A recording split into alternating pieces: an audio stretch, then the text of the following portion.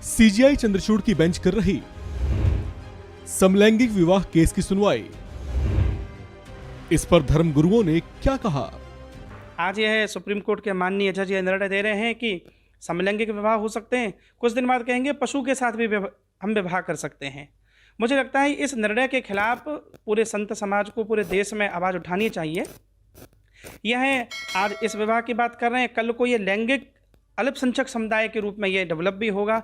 हमारे यहाँ विवाह केवल यौन सुख का माध्यम भर नहीं है, इससे संतति का संवर्धन। सुप्रीम कोर्ट ये भी बता देता कि दो लोग विवाह करेंगे तो पति कौन होगा, पत्नी कौन होगी। वो ये भी बता देते कि भारत की सीमाओं पर फिर फौजी कहाँ से आएंगे, सैनिक कहाँ से आएंगे, संत कैसे आएंगे। ये पश्चिम में कहीं होता होगा। जिस समय लिव इन रिलेशनशिप लेकर आए थे, मुझे लगता है भारतीय हमारी पारिवारिक मान्यताओं में भी उसकी आवश्यकता नहीं थी। खुलेआम व्यभिचार, अनाचार को, पापाचार को सुप्रीम कोर्ट के जजों ने बढ़ावा दिया लिव इन रिलेशनशिप के माध्यम से। आधार दिया भगवान कृष्ण और राधा का। भगवान राधा कृष्ण के प्रेम को आज की वासना की दृष्टि से आप लोग देखेंगे।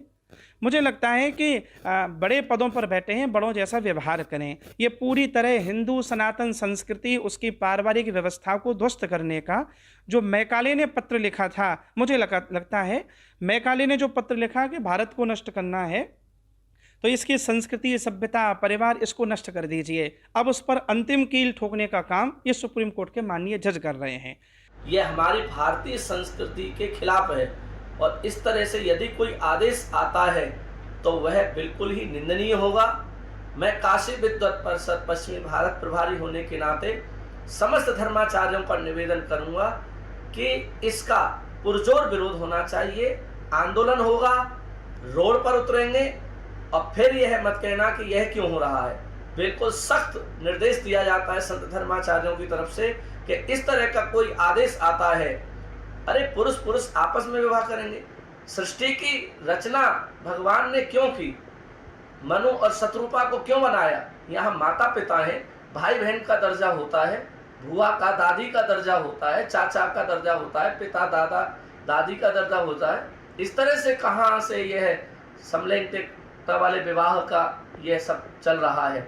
और पुरुष आपस में शादी करेंगे तो भाई बहन और पति पत्नी, माता पिता का रिश्ता कहाँ जाएगा। माननीय सुप्रीम कोर्ट से निवेदन है, आग्रह है, विनम्र विनती है कि इस काले कानून को जो आप बनाने जा रहे हैं इसको कृपया वापस लें, क्योंकि ये किसी भी प्रकार से कानून हमारी भारतीय संस्कृति के लिए ठीक नहीं है। ये संस्कृति के लिए घातक सिद्ध होगा।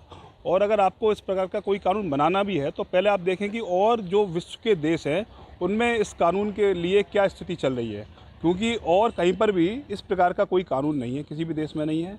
और ये वास्तव में अगर हम देखें तो विवाह हमारी जो सनातन पद्धति है, सनातन धर्म है हमारा, अगर एक कानून बनेगा तो ये बताइए कि विवाह कौन करेगा, बच्चे कहाँ से पैदा होंगे। तो इस प्रकार के कानून, और जल्दी इस कानून को बनाने में निश्चित जल्दबाजी ना करिए। अगर आपको कानून बनाना भी है तो निश्चित आप इसके लिए पहले कुछ शिक्षाविदों से, धर्म गुरुओं से और कुछ चिकित्सकों से, और इस प्रकार के कानून के लिए एक जन संवाद कीजिए। जन संवाद के माध्यम से इसका समस्या का समाधान निकालिए। ये मैकाले और डार्विन ने जो आकर के भारत के आक्रमण किया था इन अंग्रेज़ों ने और अपनी सत्ता स्थापित की थी, उसी समय से डार्विन और मैकाले ने कसम खाई थी कि हम हिंदू संस्कृति को समाप्त करके रखेंगे। तो उनके अनुयायी आज भी यहाँ हैं। वो चले गए हैं लेकिन उनकी मानसिकता वाले लोग आज भी हमारे यहाँ रह रहे हैं। कहीं ना कहीं भारतीय संस्कृति को नष्ट भ्रष्ट करने का ये कुप्रयास है और इस प्रयास में ना वो लोग पहले सफल हो पाए, ना आज सफल होंगे, ना आगे कभी सफल हो पाएंगे। क्यों? सनातन का, हिंदू का जो बीज है वो इतना निर्बल नहीं है कि वो अपनी संस्कृति को ऐसे ही सहज में नष्ट करने देगा। हमारे पुरखों ने, हमारे बुजुर्गों ने खूब लड़ाई लड़के, पहले मुगलों से, फिर अंग्रेज़ों से, और आज के जो मिश्रित वर्ण संकर मुगल और अंग्रेज हैं उनसे भी लोहा लेने के लिए तैयार हैं। ऐसे किसी कानून को हम लोग पारित नहीं होने देंगे। कानून की मांग करने का एक प्रयास यह भी लगता है कि मैंने एक दिन और कहा था कि कह रहे हैं जनसंख्या नियंत्रण होगा। जनसंख्या नियंत्रण के लिए इस प्रकार से किया जाएगा